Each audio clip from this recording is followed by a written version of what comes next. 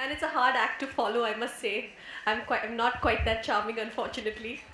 But I'd like to follow up on some statistics from the ground. So, Dr. Tharoor pointed out a lot of statistics in terms of men-women parity in various areas, in various fields, in various countries. So I'd like to talk about the situation closer to home, very specifically the situation in Technopark.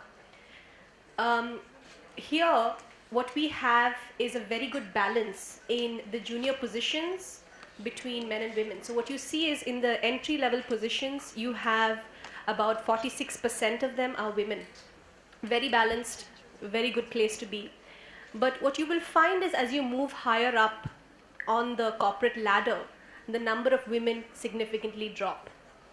You have in the mid management, you have about 20% of women. You come into the C level just in Technopark. Technopark is about a community of about 65,000 people. 65,000 people. There's 4% women in top management positions. A good portion of them are on this dais today. So, is there gender parity? Yes. Where? At the bottom levels of the ladder. Higher up, is there? Not so sure. And people ask me all the time, what does eWIT do? What is it that you're trying to empower women from? Women are already empowered. What is this empowerment you're seeking? And it's a very valid question because, as I mentioned, I think especially in the community in Kerala, it's a very progressive community. We come from very privileged families. We come from a privileged society. We have very progressive thinkers. We have people who educate their girls. We've never had a problem in Kerala with women not getting education. We have always been among the top of the ladder there. The people who excel in education is typically women. So from that standpoint, I think we come from a very progressive society, and still we see that the number of people on the higher levels within a corporate is low. And it was very interesting because 2 days ago we had some of the awards that we were just giving out here today. 2 days ago we had a bunch of teams, 13 teams in fact, coming from various companies in Technopark. And mind you, these are all companies that have policies in place to encourage women. They are companies that are very geared towards and very conscious about bringing more women in senior positions. And we have a government that supports in terms of maternity laws with various rules that kind of supports all of this to keep more women in the workforce. And yet we had 13 teams who came up, and the common thread in these presentations was something very simple. It was that we have few people in leadership, and simply put, that comes down to a matter of mindset.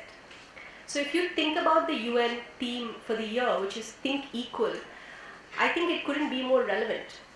It is not for a lack of people who are willing to support us in the community.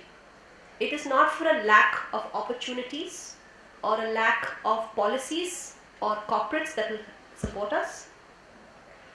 It is a problem that we have which is very deeply ingrained in our culture, where as women we feel more responsible towards managing a lot of other things as well. So I personally am an entrepreneur. I've been running a company called 3 IT Solutions for the last 11 years. I have another startup which is in its early stages right now called Revyrie Global. So I run both these organizations at this point. And the fact of the matter is, I believe that as a woman you have to work twice as hard. It's really that simple. In order to make it anywhere, you need a support system in place. This can be a family. You can have, it can be your parents, your in-laws, it can be a supportive spouse. But without a proper support system in place, it is very difficult for women to put in that extra which will get them the recognition to take them ahead in the corporate world. And that is a fact. And for that to happen, mindsets have to change. And this can change on very basic levels. So as educated adults, all of us here, what we need to probably take care of is our children. Teach our girls to be ambitious. Teach our boys basic life skills so that they are able to manage the home in the absence of their wives. It's not that they are not willing to, it's probably because they lack the skill, because a generation ago, that's not something people really put a lot of focus on in terms of what they taught their boys. Small changes like that is what will cumulatively make a difference down the line. And what does eWIT do? What is it that we want empowerment from? We just want for women to reach their fullest potential. And this can be as simple as having the freedom to choose that, hey, I would like to work longer hours. I would like to, stay at home. That's okay if you want to stay at home. But if I want to work more, I need to be able to ask for, press for a support system at home, be able to set up a support system at home, and also get mentored by people who could help me to take my next steps in my career. And that's what we stand for. And I think that is what thinking equal means. For me personally, I work with my husband. I have a very supportive husband. He has encouraged me to do, to put my hand up for a lot of opportunities that otherwise I would have said, I don't think I can manage that particular responsibility. He's told me to go ahead and just do it. You'll find the time later. He's encouraged me a good portion, and then the other portion he's egged me on. He's annoyed me into doing a bunch of things. But the end result is I ended up doing those things. So if we can get to a point where most people have a support system and we have a changed mindset, then we will be able to think equal and make that change for tomorrow. Thank you, Tina.